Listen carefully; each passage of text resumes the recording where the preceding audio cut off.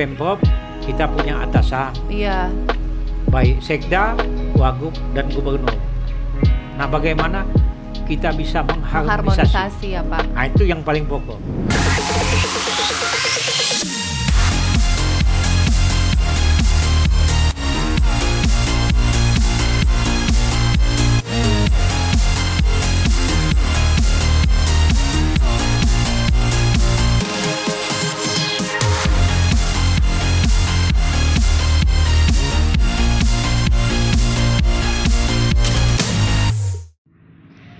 Bismillahirrahmanirrahim. Assalamualaikum warahmatullahi wabarakatuh. Waalaikumsalam warahmatullahi wabarakatuh.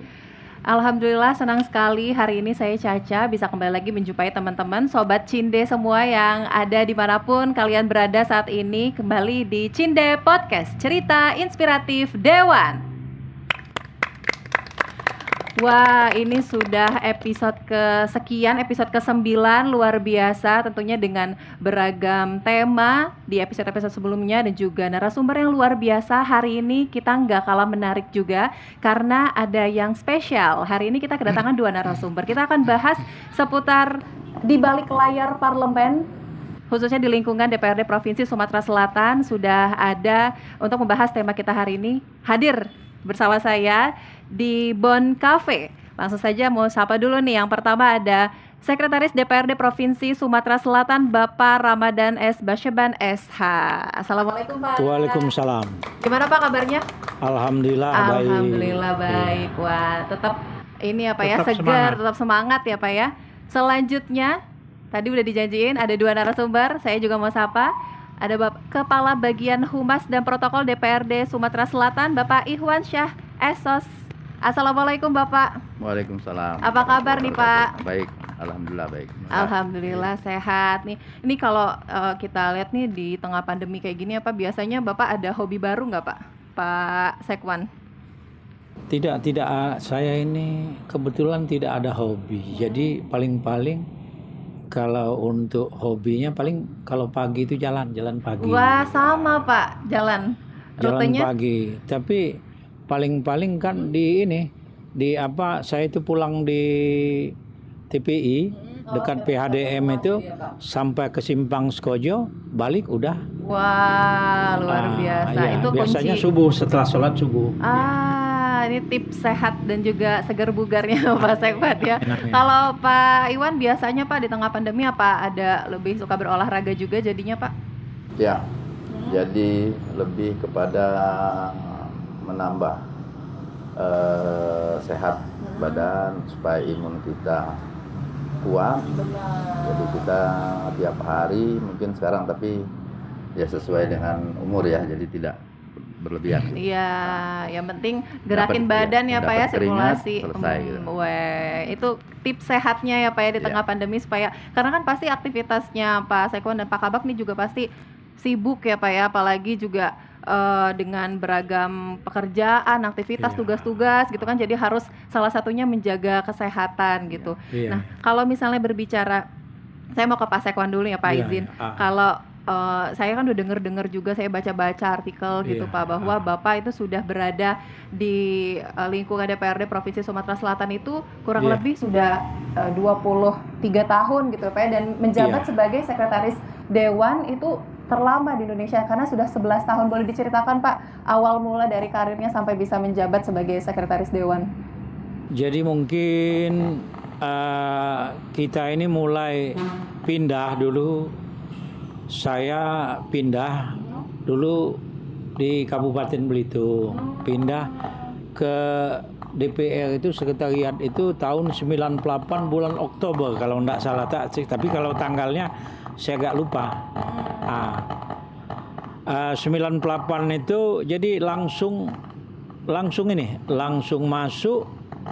Pada hari pertama saya kerja itu langsung lembur dulu kan, 6 hari kerja, jadi kita pulangnya jam 2, jadi lembur. Bahkan kami pada waktu itu dengan Pak Iwan ini, kebetulan Pak Iwan pindah dari Oki ya? Ya, dari Oki. Pada waktu itu kan masih gabung. Oki dengan OI masih gabung, jadi masih satu kabupaten. Saya di Kabupaten Belitung pada waktu itu kan masih bagian juga Sumsel sebelum pisah kan. Nah 98 pindah, langsung hari pertama kerja langsung lembur. Jadi sampai 15 hari, hari ke-16 saya tanya, kenapa saya tidak diajak lagi? Bapak katanya batasnya cuma sampai 15 hari. Saya bilang, saya tidak pikirkan lagi lain karena pekerjaan masih banyak, saya izin minta lembur. Jadi selama itu ada lembur pada waktu itu sampai 30 hari pun saya lembur. 98. Kemudian 99 jadi bendaharaan barang. Tahun 2000 Kasubag Tata Usaha. 2001 Kasubag Perlengkapan. Kemudian Kasubag Rumah Tangga, jadi kepala bagian keuangan, kepala bagian umum, tidak langsung jadi sekwan. PLH dulu. PLH. Itu awal-awal di 2010 akhir jadi PLH pelaksana harian. 2011 PLT. PLT sampai dengan 2014 tanggal 4 Agustus saya dilantik definitif, alhamdulillah sampai sekarang ini. Wah, itu udah berjalan 11 tahun ya Pak ya, luar biasa Pak. Salut banget nih Pak, karena juga dengan giat bekerja tadi kuncinya, jadi mengemban amanah sampai selama itu ya Pak ya, luar biasa. Tapi kalau berbicara soal, sebelum saya ke Pak Kabak, saya masih mau tanya dulu nih Pak, kalau seputar tugas dan tanggung jawab seorang sekretaris Dewan itu seperti apa Pak? Jadi begini, sebelum kita masuk ke tugas, kita juga sedikit banyak perlu tahu aturan. Nah, baik di undang-undang, PP. Kalau untuk di pemerintah provinsinya, tupoksi, tugas pokok dan fungsi Sekwan itu dia atur di Perda nomor 14 tahun 2016 dan Pergub Peraturan Gubernur nomor 50 tahun 2016 pasal 4 dan pasal 5. Jadi tugasnya itu tugas sekretariat dalam upaya memfasilitasi atau pelayanan, pelayanan fungsi dewan. Fungsi tugas dewan sendiri ada 3. Fungsi budgeting, artinya budgeting itu fungsi anggaran. Jadi bersama-sama gubernur ini memproses APBD maupun APBD perubahan. Kemudian setelah fungsi pengawasan, fungsi legislasi, membuat perda lainnya di luar perda APBD. Jadi membantu keuangan dewan di samping sekretariatan tadi, kemudian penyediaan tenaga ahli. Jadi Sekwan juga menyediakan tenaga ahli untuk membantu tugas-tugas dewan. Setelah itu tugas-tugas dewan lainnya. Tapi yang paling pokok kuncinya bagaimana Sekwan itu bisa menjembatani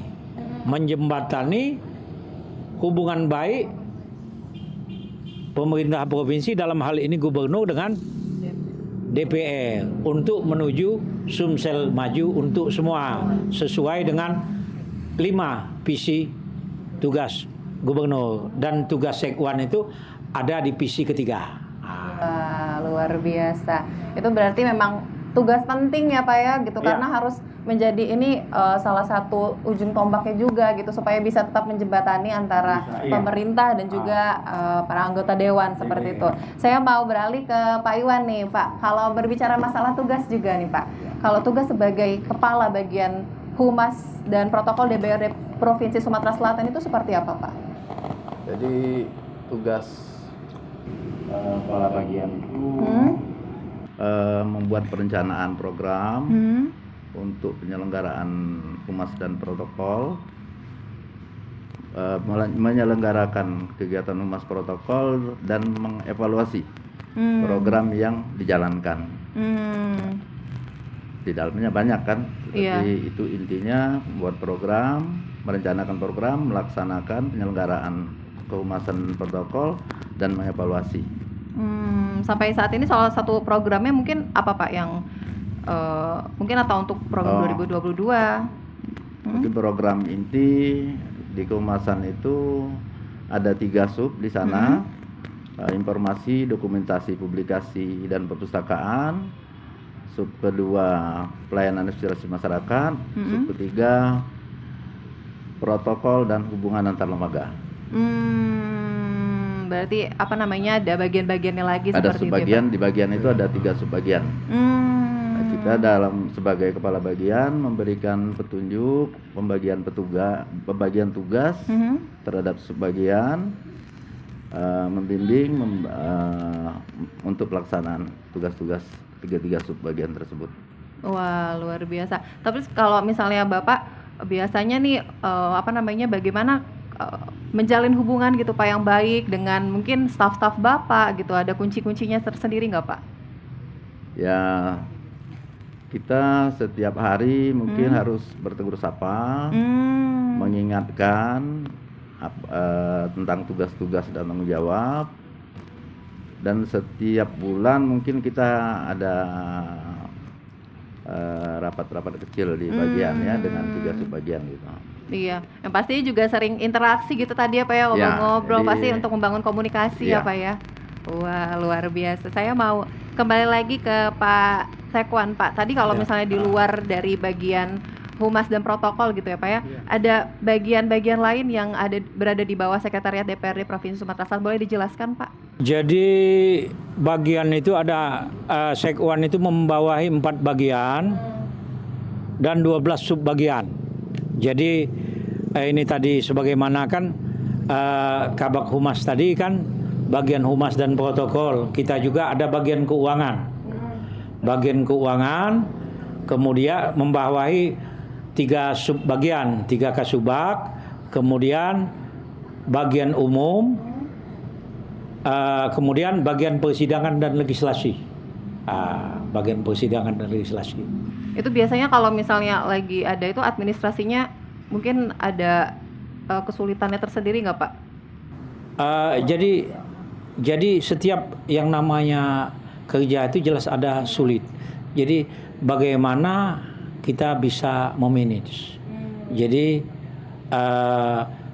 bagaimana kita tahu akan tugas. Nah, kebetulan saya ini memang dari bawah.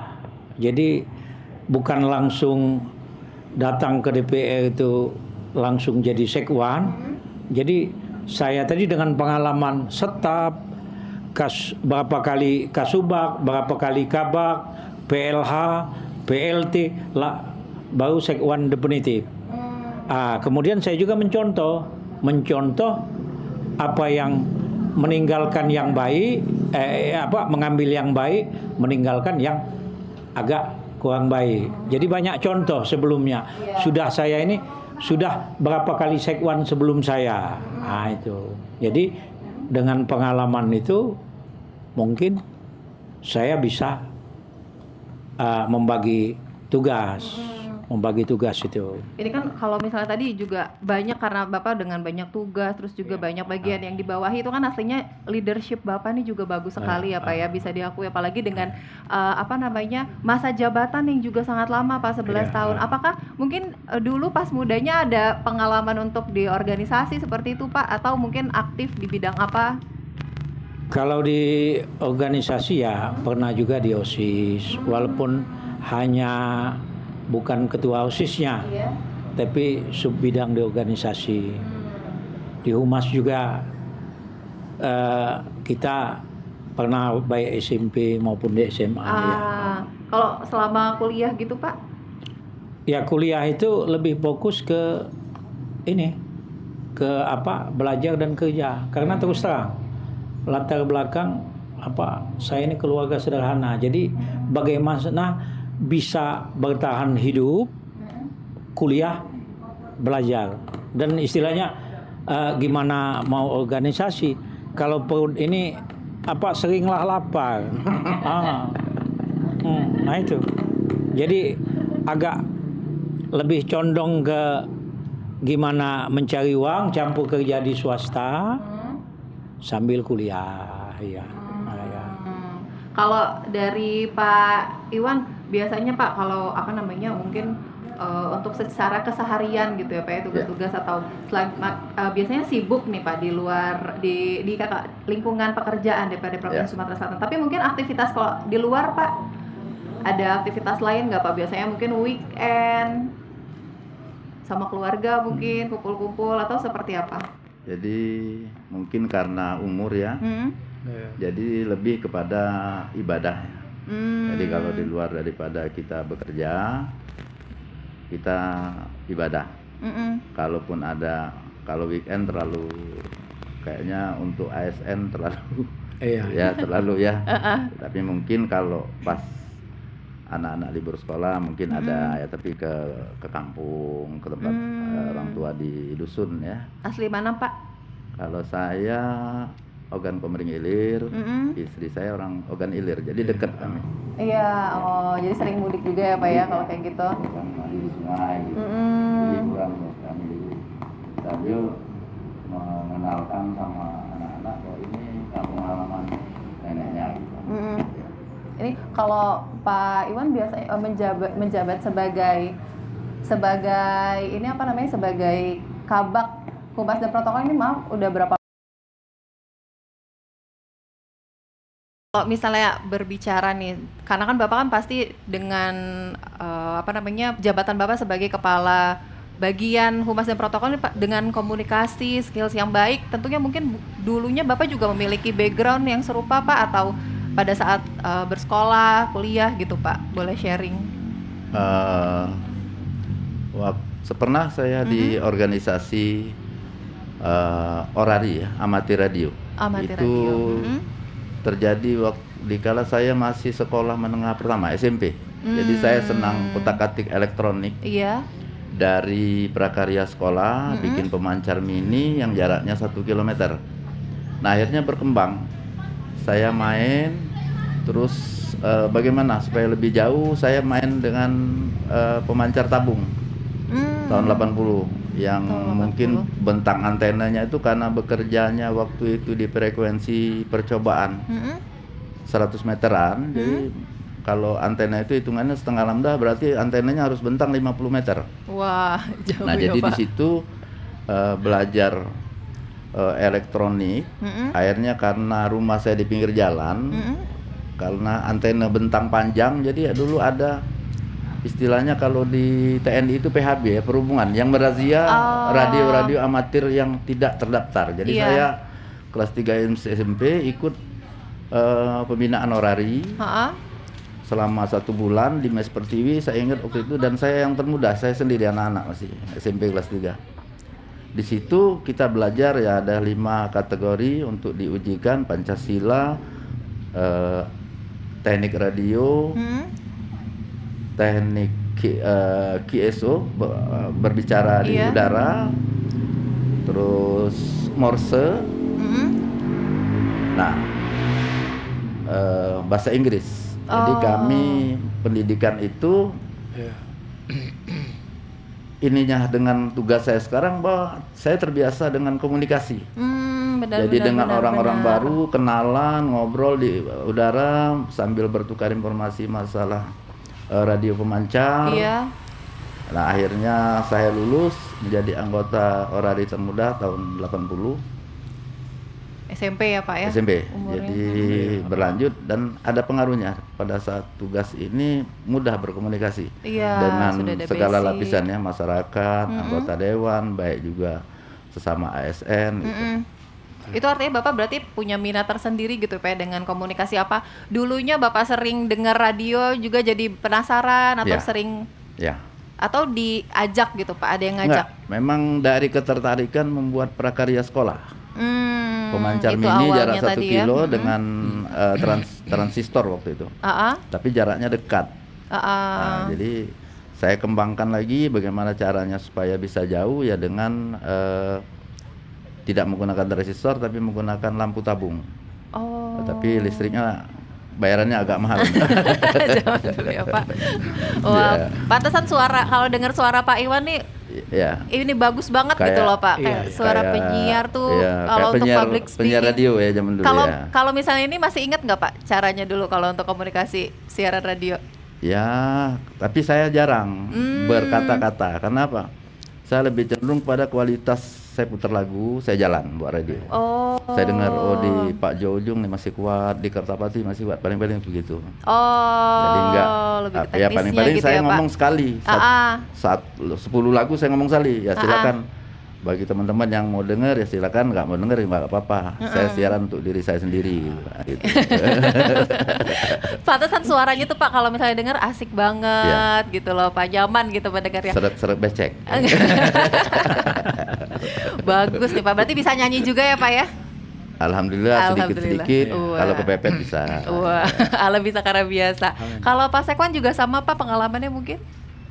Kalau pengalaman organisasi, kalau di ORI saya pernah jadi ketua bidang perlengkapan. Kolsen saya pada waktu itu saya ini YC Hotel India. Apa itu Pak? Jadi ya ada tingkatan. Ada YD kan? Pemula ya. YC. Pemula. Ya. Pak Sekwan ini di tengah, middle. Di tengah, Kalau saya middle. pemula, Yankee Delta 4 Golf Ya. Alpha November. Yankee- Kalau Pak Sekwan Yankee Yankee Charlie Charlie, Hotel. tingkatannya di atas saya. I see. Kemudian pada waktu saya juga pernah sampai sekarang masih pengurus taekwondo. Jadi saya dengan ketuanya sampai sekarang ini Pak Haji Giramanda, wakil ketua DPR. Saya wakil ketua untuk Sumsel. Kemudian saya pernah juga jadi pengurus di karate Gojukai. Pernah juga tinju pada waktu SEA Games. Kebetulan waktu itu ditunjuk jadi koordinator bidang tinju. Jadi kita kerjasama dengan Kodam pada waktu itu dengan Pak Kolonel Jepri. Pada waktu alhamdulillah untuk tinju kita cukup sukses. Jadi kita kerjasama dengan Kodam Sriwijaya. Oh, berarti luar biasa Pak ya, orari, terus karate, taekwondo, sampai SEA Games itu juga kemarin handle Alhamdulillah diikutkan. tinju ya Pak. Diikut. Saya di bidang padahal tinju. juga anak karate Pak, tapi sabuk Ya. putih. Terakhir SD kebetulan. Habis itu nggak pernah karate lagi. Bahkan ini kan setelah Mas Ton meninggal, di sini kan ada tarung derajat kan. Pada waktu itu ketuanya Kak Ishak Yordan, dia datang ke kantor, adindaku Ramadan, gimana kalau didaulat untuk jadi ketua. Iya. Ketua tarung derajat. Saya bilang, waduh, kalau banyak yang lebih ini kan, sama seperti tinju. Pada waktu itu ketua umumnya Pak Aswari, waktu beliau pada waktu itu menjabat Bupati Lahan. Tapi sekarang di DPR, anggota DPR Komisi 1. Berarti Jadi pada waktu di tinju itu wakil ketua 1 saya. Wakil ketua 1 Pemprov Sumsel. Sumsel ya Pak ya. Wah, luar biasa nih. Tapi Bapak juga dulu taekwondo juga? Enggak, saya pernah di Gojukai. Oh, Gojukai. Oke. Kita balik lagi nih Pak pertanyaannya. Kalau misalnya dengan tugas-tugas Bapak yang saat ini gitu ya, salah satunya juga kan Bapak juga sebagai sekretaris Dewan, Bapak tuh menjalin hubungan gitu dengan legislatif dan eksekutif gitu kan. Pasti Bapak punya tantangan tersendiri kan Pak, karena setiap pekerjaan pasti punya tantangan. Boleh nggak Pak disampaikan tantangannya apa aja? Jadi sebelum sampai ke tantangan, mungkin ini kiat mungkin bukan hanya untuk saya, tapi untuk teman-teman Sekwan. Kita juga perlu tahu posisi kita. Posisi yang bagaimana Sekwan ini secara operasional bertanggung jawab kepada pimpinan Dewan. Secara administrasi bertanggung jawab kepada gubernur melalui Sekda. Jadi kalau sudah sampai di situ, artinya kita ini bagaimana bisa menjembatani tugas Dewan maupun tugas gubernur. Bagaimana mereka ini harmonis. Itu yang paling pokok. Seperti contoh pada waktu 2020, jujur aja APBD kita pernah ada hambatan, sedikit deadlock, terhambat. Bagaimana pada waktu itu agak macet komunikasi Dewan dengan Pemprov. Nah, ini kebetulan alhamdulillah kita juga diamanahkan baik oleh Pak Gubernur maupun Pak Wagub, kemudian oleh pimpinan DPR bagaimana menjembatani. Nah, alhamdulillah berhasil pada waktu itu. Kalau enggak berhasil, waduh, gimana? Tanggal 27 itu kita umroh. Kebetulan umroh keluarga, jadi dengan anak dan istri umroh. Dipanggil itu oleh Pak Wagub, diperintahkan oleh gubernur itu tanggal 25 Januari. Alhamdulillah selesai. Tanggal 27 selesai, jam 12 saya izin dan langsung berangkat umroh via Jakarta. Dan ada satu yang sampai ini yang saya tidak lupa. Apa tuh, Pak? Bagaimana Pak Gub meminta kepada hadirin, ada sekitar 600 peserta rapat itu untuk mendoakan saya. Nah, Sekwan mau umroh, kita doakan pergi umroh dan pulang kembali dengan selamat. Saya aminkan ada rasa kebanggaan dan rasa haru. Nah, itu yang Pak. sampai sekarang. 600 orang ya Pak ya, langsung mengaminkan ijabah Allah gitu kan. Wah, itu salah satunya. Jadi yang paling pokok jadi Sekwan itu di samping kita juga mesti rajin baca, kita juga mesti yang paling sangat penting itu sabar. Sabar ya Pak kuncinya Sabar tadi Pak. kuncinya. Ya, di Dewan itu kita menghadapi 75 dengan 75 latar belakang disiplin ilmu dan karakter. Di Pemprov kita punya atasan. Iya. Baik Sekda, Wagub dan Gubernur. Nah, bagaimana kita bisa mengharmonisasi ya Pak. Nah, itu yang paling pokok. Kalau ini bisa, alhamdulillah semenjak 2000 untuk 2001 dan 2002 ini tidak ada permasalahan lagi dalam arti kata hubungan Dewan dengan Gubernur itu berjalan sangat harmonis. Mudah-mudahan ke depan juga sampai berakhirnya tugas Gubernur di 2023 tetap harmonis. Wah, amin. Berarti kuncinya sampai bisa bertahan tuh sabar tadi ya Pak ya. Terus kerja keras dan juga. Doa luar lupa, biasa. Saya mau ke Pak Iwan. Pak Iwan, kalau ibarat majalah ya Pak, Humas dan Protokol ini covernya yang paling sering berhubungan dengan masyarakat ataupun juga dengan anggota Dewan gitu Pak. Nah, dalam hal ini bagaimana mekanisme kerja subbagian Humas dan Protokol Pak dengan hubungannya kepada masyarakat seperti itu? Jadi kami di Humas seperti di sub informasi dokumentasi dan perpustakaan itu di sana ada setiap kegiatan Dewan kami dokumentasikan, terus kami publikasikan. Jadi untuk menghilangkan image masyarakat bahwa Dewan ini nggak kerja gitu. Jadi ini kami kasihkan jadwal yang sangat padat. Sebenarnya Dewan itu sangat sibuk, sangat padat, ke daerah, ke tempat-tempat bencana yang jalan rusak, jembatan putus, sekolah-sekolah. Itu kami publikasikan melalui media, melalui videotron, melalui semua ya. Kami untuk lakukan medianya, untuk memberikan informasi pengetahuan kepada masyarakat bahwa Dewan itu bekerja. Iya. Itu untuk supaya tidak ada menghilangkan ya, stigma negatif gitu ya Pak, penilaian-penilaian. Karena kan mungkin sebenarnya udah banyak juga gitu Pak, nggak sedikit yang kadang tuh mungkin karena tidak tahu tadi Pak, kurangnya informasi karena mereka juga tidak tahu, kurangnya tidak dipublikasikan. Kurang publikasi. Jadi cerita negatif itu terus yang diterima oleh masyarakat. Nah, di sini tugas kami Humas Protokol untuk memberikan informasi, publikasi pada masyarakat. Jadi mengedukasi masyarakat juga salah satunya nih tujuannya Cinde Podcast ini juga ya Pak ya. Ini.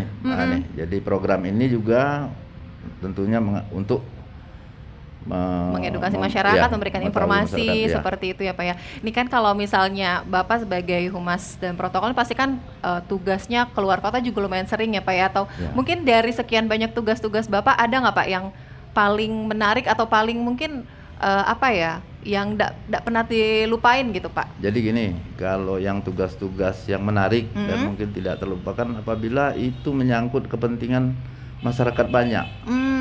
Jadi kami umpamanya ada jembatan putus, nah kita turun, kita foto, kita publikasikan, dan Dewan menghadapi masyarakat, bekerja cepat dengan menghubungi instansi terkait untuk perbaikan atau bagaimana supaya kepentingan masyarakat itu terpenuhi, keinginan masyarakat perbaikan jembatan, jalan semacam. Nah itu menurut saya itu yang paling menarik dalam tugas itu, karena ya sepertinya juga ada ibadahnya ya. Kalau kita dapat membantu orang banyak gitu, sedangkan sesuai dengan namanya, jabatannya anggota Dewan Perwakilan Rakyat Daerah. Iya. Jadi itu tadi apa Itu ya, yang menyangkut dengan masyarakat karena apa namanya salah satu kepentingannya juga ya Pak ya gitu harus salah satu yang diperhatikan gitu. Saya mau balik lagi ke Pak Sekwan Pak. Kalau berbicara soal SOP khusus gitu Pak yang diterapkan oleh Bapak selaku Sekretaris Dewan pasti ada ya Pak ya. Mungkin bisa diceritakan Pak. Jadi begini, sebagaimana ini kan kita sudah ada tupoksi, tugas pokok dan fungsi masing-masing kepala bagian itu kan sudah ada SOP-nya berdasarkan aturan. Nah di situ misalnya tugas keuangan mulai seperti misalnya perjalanan dinas, mulai ada rapat, kemudian anggota mau berjalan buat SPM kan, sampai ngurus ke BPKAD, sampai uang masuk ke bank dan dicairkan. Jadi saya tidak mempunyai kiat khusus, hanya saja saya mengontrol bagaimana masing-masing bagian ini menjalankan tugasnya sesuai tugas pokok dan fungsi. Itu yang paling pokok. Jangan melenceng. Benar. Jadi jangan harus melenceng. Karena itu tadi kan udah diatur juga semuanya ya Pak ya, tupoksinya kalau sudah ada. Kalau untuk yang lain-lain biarlah Sekwan. Iya, benar. Tapi Pak, kalau misalnya ngomongin Bapak ini udah 11 tahun sebagai Sekwan, ada kesan-kesan tersendiri enggak Pak? Selama menjabat gitu, atau mungkin ada tugas yang tidak pernah dilupakan, atau ada kesan yang sangat melekat gitu selama masa jabatan? Saya pikir kalau kesan artinya pengalaman, maaf, saya pikir 11 tahun itu bukan waktu yang pendek. Benar. Ketika sebagai contoh, itu tadi waktu APBD, kemudian pada waktu 2014 mungkin Sumsel pernah ingat waktu dana bansos. Iya betul. 2,1 T. Bagaimana saya mendampingi dewan, baik dewan yang masih ini aktif maupun tidak. Jadi saya siapkan. Jadi mulai dari bahan-bahan pertanyaan segala macam saya siapkan. Jadi intinya kalau untuk dokumentasi artinya mulai jalan rapat segala macam. Jadi memang saya buat semacam buku. Jadi mulai dari surat masuk, umpamanya surat masuk dari Pemprov sampai ke pengambil keputusan. Nah itu kan akhir dari cerita, baik APBD maupun Perda itu pengambil keputusan atau penandatanganan antara ketua DPR dengan gubernur, dievaluasi atau difasilitasi Mendagri, kemudian jadi Perda, baik Perda APBD. Jadi istilahnya itu dokumennya lengkap. Sama seperti sekarang ini yang lagi hangat ini kasus Masjid Sriwijaya. Jadi karena saya ini Sekwan sudah berapa zaman, jadi untuk administrasi kita siap. Benar. Bahkan ketika dipinta oleh kejaksaan, alhamdulillah apa yang dipinta artinya ada ya Pak ya, semuanya lengkap. Sepanjang itu urusan dewan, tapi maksud saya administrasi untuk produk Perda maupun anggaran kita siap, tapi actionnya kalau pelaksanaan itu bukan urusan dewan lagi. Iya betul. Nah, artinya pelaksanaan itu sudah urusan eksekutif. Kita siap dan kita lengkap. Administrasinya tadi apa ya? Apapun mau ditanya, apapun mau diminta untuk administrasinya kita lengkap. Karena terus terang untuk hal-hal seperti itu saya terjun langsung dan saya tidak Kalau untuk itu saya tidak mengamanahkan kepada Kabak, apalagi Kasubag. Jadi yang menandatangani bekas itu jalan rapat segala macam itu Sekwan langsung. Itu. Bertanggung jawaban aja Nah, langsung sehingga sama Bapak. yang diperiksa itu hanya Sekwan. Benar. Bertanggung jawab kan dia Pak ya gitu Insya Allah, ya. ya. Insya Allah. Oke Pak, ini udah lama duduk kayaknya asik Pak kalau kita jalan-jalan sana ya Pak ya. Boleh. Ini temanya Garden Cafe, jadi kita boleh lihat-lihat Pak di sana. Ayo Pak. Boleh. Kita ngobrol-ngobrol lagi ya. Halo Sobat Cinde, thank you masih nonton Cinde Podcast. Nih kita udah geser nih ya, pindah ke tempat yang sebelahnya. Tadi dari posisi kita sambil ngirup udara seger, karena memang kita lagi ada di rumah Bambang Utoyo yang sekarang sudah dialihfungsikan juga menjadi Bonds Cafe. Jadi sudah ada kafe-kafe, terus juga sudah ada penghijauan. Jadi seger banget ya Pak ya. Apalagi zaman dulu juga ternyata Bapak sering kesini Pak. Kebetulan pada waktu itu Mas Ton kan ketua DPR, saya sudah jadi Sekwan. Oh gitu, itu tahun berapa Pak? Tahun 2014. 2014 belum kayak gini ya Pak ya? 2014, Belum seperti ini ya Pak? 2009 Mbak, 2014. Mas Ton Ketua DPR. ketua DPR. Wah luar biasa. Oke Pak, kita lanjut ngobrol ya Pak ya. Boleh, Ini Bapak kan tentunya dengan posisi Bapak sekarang gitu, jabatan Bapak sekarang sebagai Sekretaris Dewan DPRD Provinsi Sumatera Selatan. Ini karena yang nonton juga di Cinde Podcast ini anak-anak milenial juga banyak gitu ya Pak ya. Iya. Mungkin Bapak ingin memberikan motivasi atau pesan-pesan Pak untuk teman-teman yang nonton. Jadi begini, hidup ini perjuangan, jangan pernah menyerah. Kalau menyerah, jatuh, kita akan tergilas. Benar. Jadi bangun dan bangkit, jatuh, bangun lagi bangkit. Jadi intinya jangan pernah menyerah, jangan pernah putus asa, dan jangan lupa berdoa. Benar, didengerin tuh ya Sobat Cinde yang ada di rumah. Kalau dari Pak Iwan mungkin ingin menambahkan Pak? Kalau saya sih nggak banyak menambahkan, bahwa kunci keberhasilan itu disiplin. Benar. Jadi kalau kita nggak disiplin, ya mungkin susah untuk sukses gitu. Jadi disiplin itu awal dari semuanya gitu. Mungkin itu. Jadi jangan lupa disiplin, berdoa ya Pak ya, berusaha, terus juga bekerja dengan giat, belajar dengan giat. Tidak mudah menyerah. Tidak dan mudah putus menyerah asa. dan putus asa. Siapa tahu mungkin teman-teman di sini beberapa Satu tahun lagi sabar. sabar.